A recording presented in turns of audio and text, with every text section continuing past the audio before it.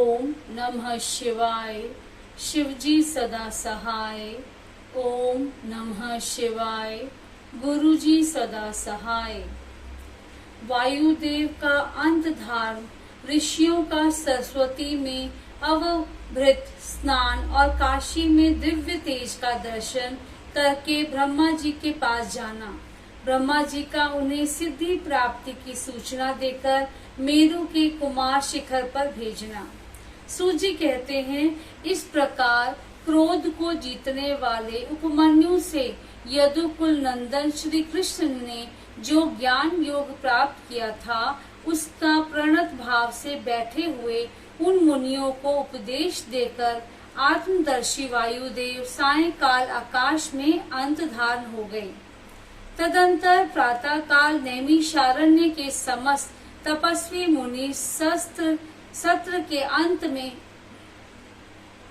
अवभृत स्नान करने को उद्यत हुए। उस समय ब्रह्मा जी के आदेश से साक्षात सरस्वती देवी स्वादिष्ट जल से भरी हुई स्वच्छ सुंदर नदी के रूप में वहां बहने लगी। सरस्वती नदी को उपस्थित देख मुनि मन ही मन बड़े प्रसन्न हुए। उन्होंने सत्र समाप्त करके उसमें अवगाहन आरंभ किया। उस नदी के मंगलमय जल से देवता आदि का तर्पण करके पूर्वत वृत्तांत का स्मरण करते हुए वे सब के सब वाराणसी पुरी की ओर चल दिए। उस समय हिमालय के चरणों से निकलकर दक्षिण की ओर बहने वाली भागीरथी का दर्शन करके उन ऋषियों ने उसमें स्नान किया और भागीरथी के ही किनारे का मार्ग पकड़कर वे आगे बढ़े। तदंतर वाराणसी में पहुंचकर उन सबको बड़ी प्रसन्नता हुई। वहां उत्तर वाहिनी गंगा में स्नान करके उन्होंने अविमुक्तेश्वर लिंग का दर्शन और विधि पूर्वक पूजन किया। पूजन करके जब वे चलने को उद्यत हुए, तब उन्होंने आकाश में एक दिव्य और परम अद्भुत प्रकाशमान तेज देखा, जो करोड़ों सूर्यों के समान जान पड़ता था। उसने अपनी प्रभा के प्रसार से संपूर्ण दिगंत को व्याप्त कर लिया था। तदंतर जिन्होंने अपने शरीर में भस्म लगा रखा था, वे सैकड़ों सिद्ध पाशुपत मुनि निकट जाकर उस तेज में लीन हो गए। उन तपस्वी महात्माओं के इस प्रकार लीन हो जाने पर वह तेज तत्काल अदृश्य हो गया। वह एक अद्भुत सी घटना घटित हुई।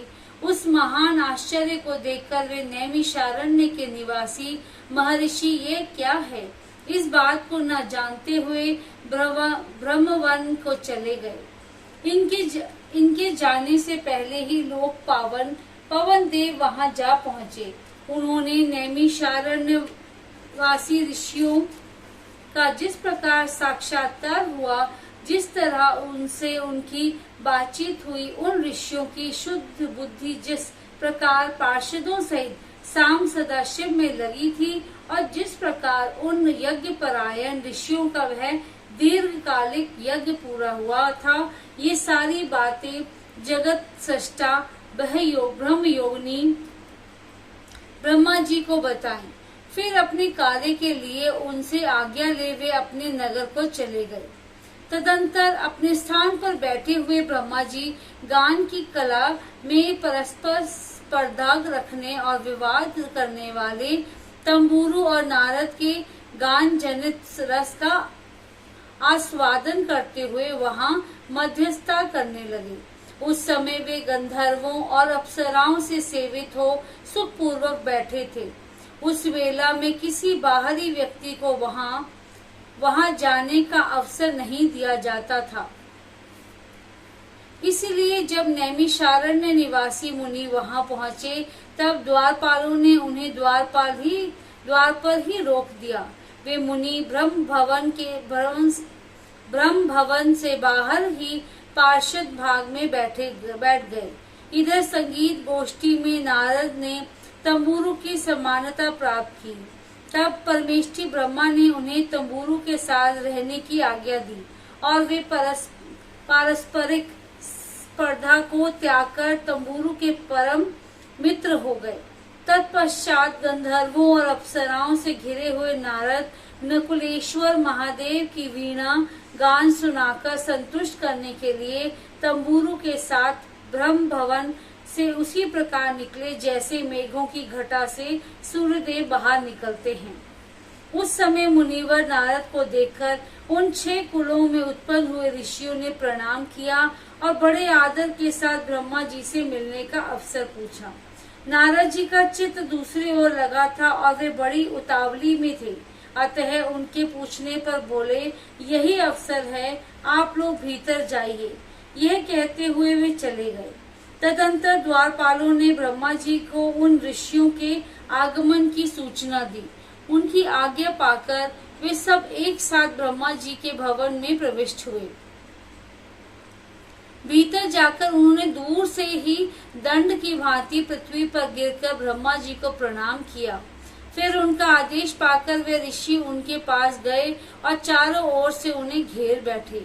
उन्हें वहां बैठा देख कमल आसन ब्रह्मा ने उनका कुशल समाचार पूछा और बताया कि मुझे तुम लोगों का सारा वृतांत ज्ञात हो चुका है, क्योंकि वायुदेव ने ही यहाँ सब कुछ कहा है।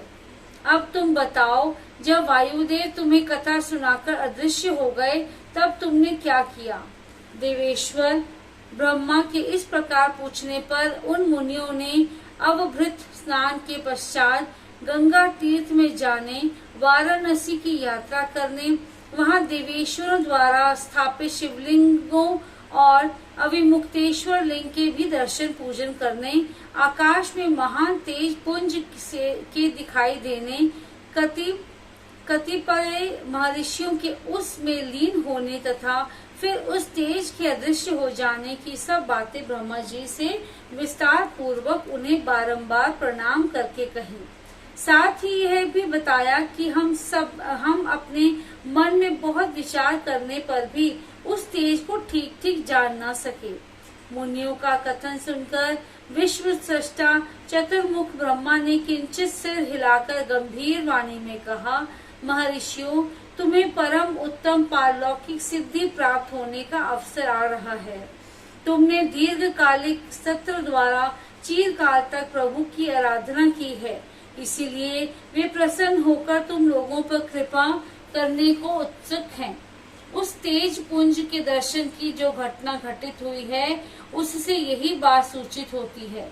तुमने वाराणसी में आकाश के भीतर जो दीप्तिमान दिव्य तेज देखा था, वह साक्षात ज्योतिर्मय लिंग ही था। उसे महेश्वर का उत्कृष्ट तेज समझो। उस तेज में श्रौत और पाशुपत व्रत का पालन करने वाले मुनि, जो सब धर्म में पूर्णतः निष्ठा रखने वाले थे और अपने पाप को दग्ध कर चुके थे, लीन हुए हैं। लीन होकर वे स्वस्थ एवं मुक्त हो गए हैं। इसी मार्ग से तुम्हें भी शीघ्र ही मुक्ति प्राप्त होने वाली है। तुम्हारे देखे हुए उस तेज से यही बात सूचित होती है। तुम्हारे लिए यह वही समय देव वश स्वयं उपस्थित हो गया है।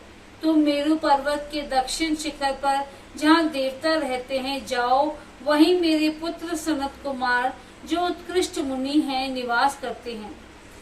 वे वहाँ साक्षात भूतनाथ नंदी के आगमन की प्रतीक्षा में हैं।